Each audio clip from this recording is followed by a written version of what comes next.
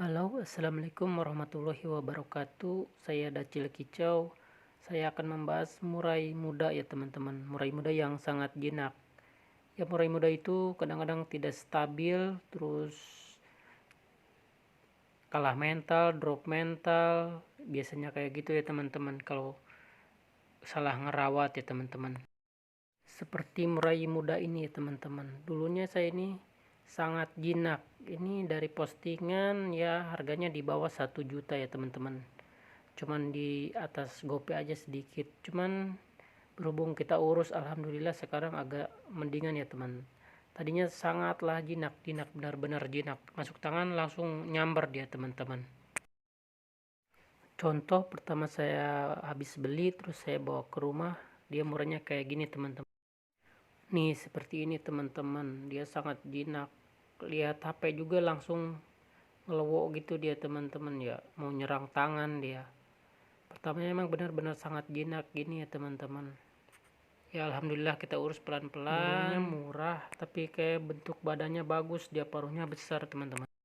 Dan setelah saya rawat hasilnya seperti ini teman-teman.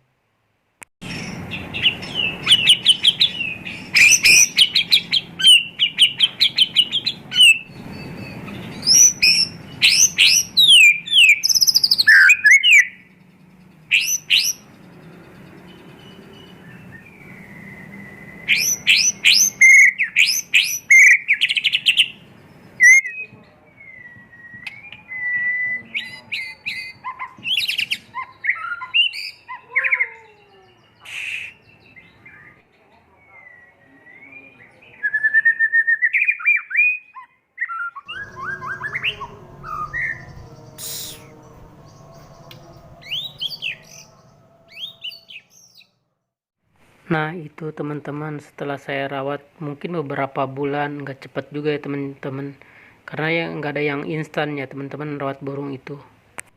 Maaf ya teman-teman sebelumnya, bukan saya mau menggurui, tapi ini pengalaman pribadi lah ya teman-teman. Alhamdulillah tapi ada perubahan.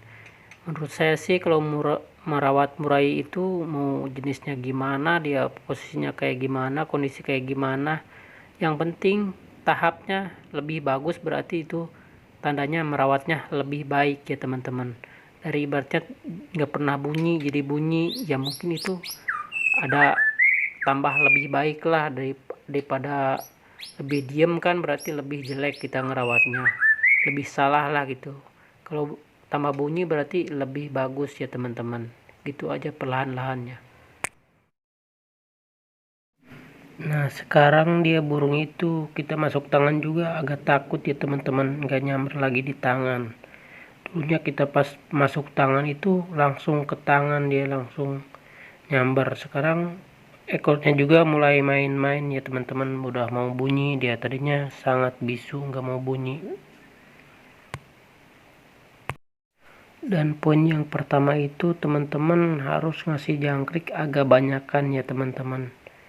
Dia tuh supaya kenyang, biar nggak nyamber tangan terus. Dia kalau lapar terus bawaannya dia pengen nyamber tangan terus, dan ya kayak gitu.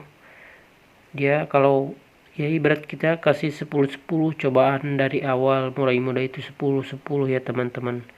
Gimana coba reaksinya setelah ya beberapa hari, mungkin bisa dibedakan lah perubahannya. Kalau nggak ada perubahan ya kita tambahin lagi atau 12-12.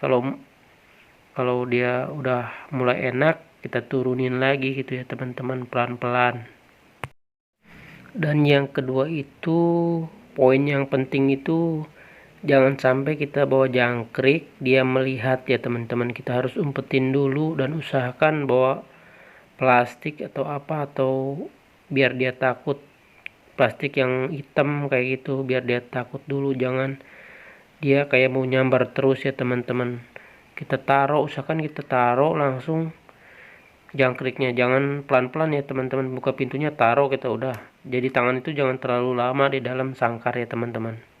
Poin yang ketiga itu teman-teman, kita jangan siul-siul depan dia ya teman-teman. Jadi kita jangan siul-siul gitu kayak menggoda gitu ya teman-teman. Soalnya dia itu kalau murai jinak kayak niru. Mending kalau siulan kita bagus, kalau siulan kita jelek dia suka niru ya teman-teman, kalau mulai jinak itu ya teman-teman.